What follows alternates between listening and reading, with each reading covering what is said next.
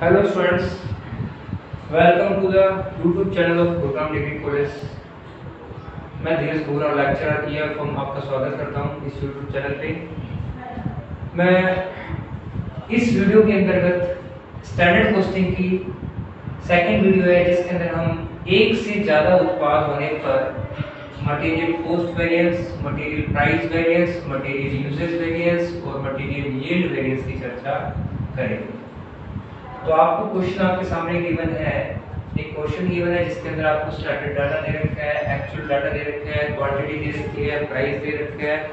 इसके अकॉर्डिंग हम इस डाटा को सॉल्व करेंगे। चलिए स्टार्ट करते हैं क्वेश्चन को। तो सबसे पहले क्वेश्चन में आपको ये ध्यान रखना है, जब एक से ज्यादा उत्पाद हो, उत्पाद एक से ज्यादा हो, अभी तक हमने एक उत्पाद का क्वेश्चन किया था, अब हम एक से ज्यादा उत्पाद का क्वेश्चन कर रहे हैं। तो इस केस में आपको ये चीज ध्यान रखनी है कि दोनों की जो क्वांटिटी है वो दोनों की इक्वल होनी चाहिए, जबकि इस केस में नहीं है। तो सबसे पहले हमें इस क्वांटिटी को सही करना पड़ेगा, हमें 150 ही लेनी है। हाँ तो स्टूडेंट्स इसको कैसे तो सोल्व करेंगे। सबसे पहले हमारे पास होता है material cost variance. Material cost variance का फॉर्मूला होता है standard quantity into standard price minus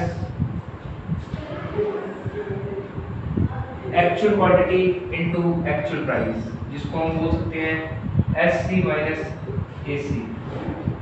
SC question में हमने निकाल लिया स्टैंडर्ड कॉस्ट 2400 और एसी क्वेश्चन में हमें दे रखा है 2340, क्योंकि हमने इन दोनों यूनिट्स को इक्वल कर लिया फाइनली। इक्वल ऐसे हमने किया है कि 50 यूनिट है 125 यूनिट के रिस्पेक्ट में, मतलब 125 यूनिट के उत्पाद में 50 यूनिट ए भाग के रखती है, तो 150 यूनिट बनाने में कितनी लगेगी 60।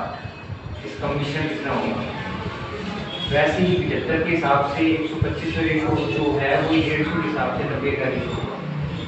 तो फाइनली आपका मटेरियल कॉस्ट वेरिएंस आएगा 60। इसी तरीके से हम मटेरियल प्राइस वेरिएंस निकाल लेते हैं। Formula SP minus AP multiply by AQ. AQ question में आपको दे रखा है 60 और 90, एसपी क्वेश्चन में दे रखा है 60 और 90।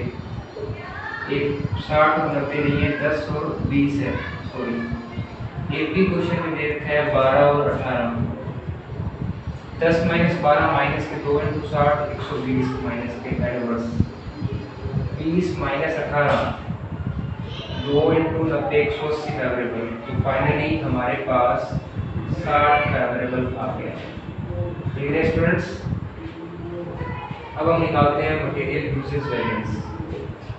मटेरियल यूजेज वेरिएंस का फॉर्मूला क्या होता है, तो मटेरियल यूजेज वेरिएंस का फॉर्मूला होता है SQ minus AQ into SP।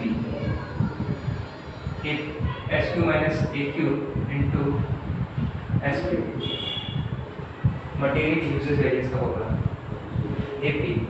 ठीक है, AP की बात करें तो AP क्वेश्चन में हमें दे रखा है 12 और 18। SQ की बात करें तो SQ दे रखा है 60 और 90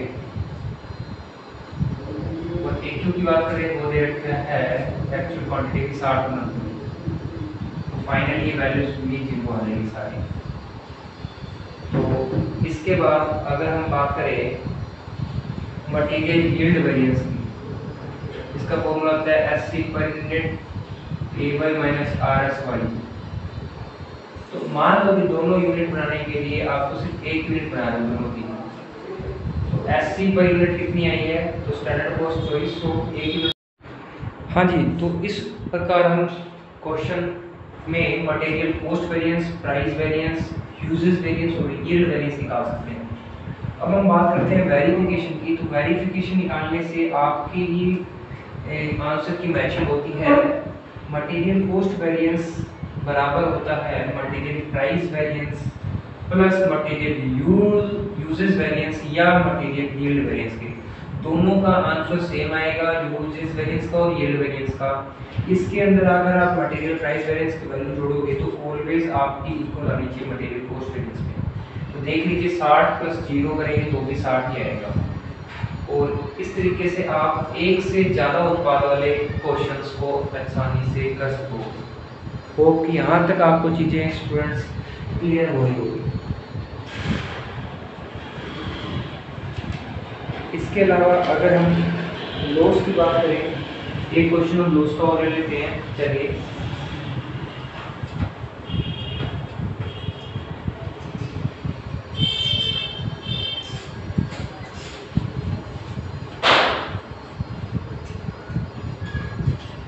सबसे पहले क्वेश्चन में ए और बी पार्ट दे रखा है। सपोज क्वेश्चन में आपको 120 यूनिट दे रखी है, 80 यूनिट इसकी दे रखी है, 5 रुपये प्राइस इसका है। इस तरीके से आपको एक क्वेश्चन दे रखे हैं, ठीक है। यहाँ पर आपको एक्चुअल क्वांटिटी दे रखी है 112, 88, प्राइस आपको दे रखा है 5, 10, 560 और 880। टोटल आपको वैल्यू दे रखी है 1440 और ये दे रखी है 200। क्वेश्चन में आपको क्या दे रखा है कि प्रभाव को लॉस भी होता है। लॉस भी दे रखा है आपको 60 मिनट का 140 और यहाँ दे रखा है 50 मिनट का 150। लॉस की वैल्यू 1440 है।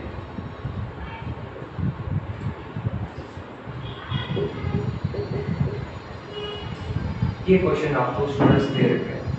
अब क्वेश्चन में सबसे पहली बात ये होगी कि आपको जो भी आउटपुट निकालना है, ये जो क्वांटिटी दे रखी है आपको, ये आपको दे रखी है 140 यूनिट की, जबकि ये होनी चाहिए 150 यूनिट। एक बात ये मतलब हर बार जब आप क्वांटिटी लोगे तो आपको एक ही क्वांटिटी हमेशा इस तरीके से लेनी है 120 बट 140 इंटू 150 के रिस्पेक्ट में हम उसको चेंज करेंगे।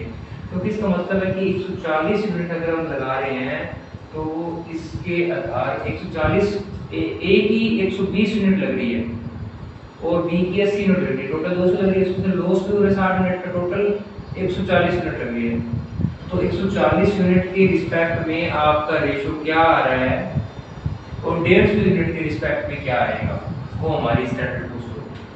तो सबसे पहले हमें टीएस को निकालना पड़ेगा। क्वेश्चन में टीएस को निकालने का एक फॉर्मूला होगा, टोटल स्टैंडर्ड क्वांटिटी। तो स्टैंडर्ड क्वांटिटी की बात करें तो क्वांटिटी आप देख लीजिए, आपके पास है 120, ये स्टैंडर्ड है।